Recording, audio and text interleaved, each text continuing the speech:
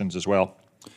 General Gio, you believe that as part of your mission as the NORTHCOM commander is airspace control over the continental United States, correct?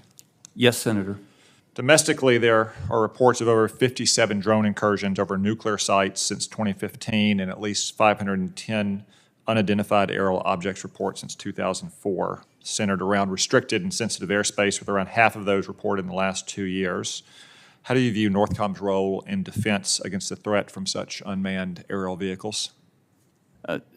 Senator, it is a role, to my understanding, that NORAD and NORTHCOM share with the services that have been delegated authorities around their installations to protect those.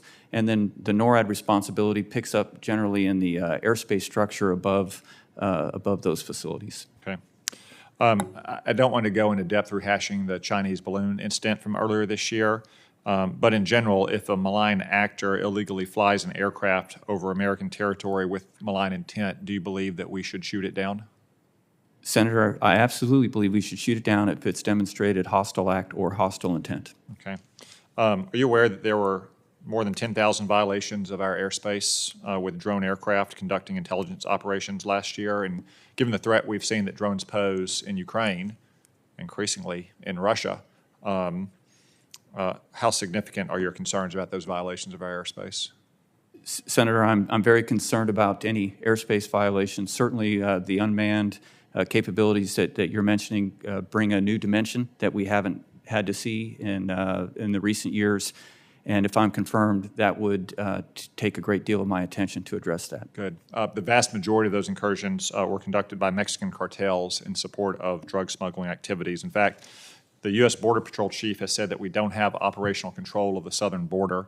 Given how drones are now being used in Ukraine and in Russia, how do you view the loss of operational control at our southern border and the failure to establish airspace control as a threat there to our ability to defend our homeland and our people? Senator, I know it sounds trite, but I firmly believe that border security is national security.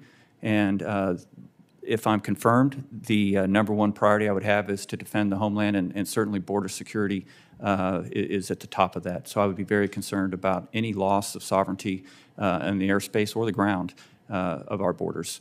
Good. Thank you for that. According to DHS data, Customs and Border Protection encounter more than 100 Russians attempting to illegally enter the United States every month near just a single location on the U.S.-Mexico border. Russian military intelligence has more officers deployed to Mexico than any other country in the world.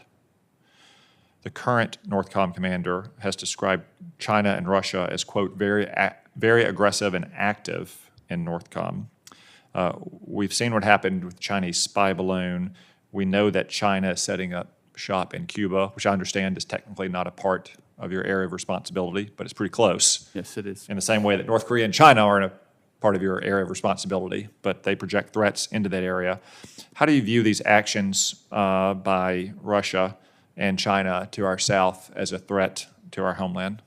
Senator, I view the actions you described as a very serious threat, and one that, if confirmed, I will watch very closely. As you alluded to, it's not just in the air that NORAD and NORTHCOM protect the homeland, but also through all domains, including the ground. Indeed.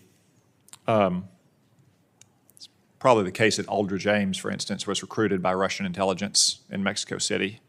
And we know it's the case that Russian agents stuck an ice pick into Trotsky's head in Mexico. So, again, that threat is genuine and real to the United States.